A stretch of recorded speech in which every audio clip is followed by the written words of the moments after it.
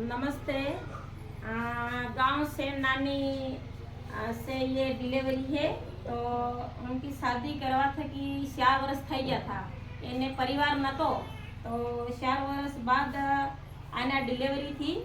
તો કાલ 10 વાગ્યાની લાવેલી તે આખો દિવસ રી આખી રાત રી અને સરે બી કીધું કે એને ઓપરેશન લાયક છે તેને લેજો એમ તે जालोद अमी तैयार भी થઈ ગયા, ગાડી भी तैयार कर दी थी।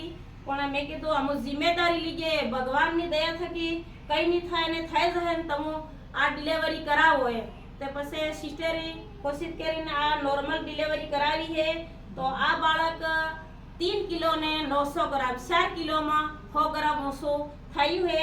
તો હું આના ભગતજી ડોક્ટરનો बहुत बहुत बड़ो धन्यवाद करो है।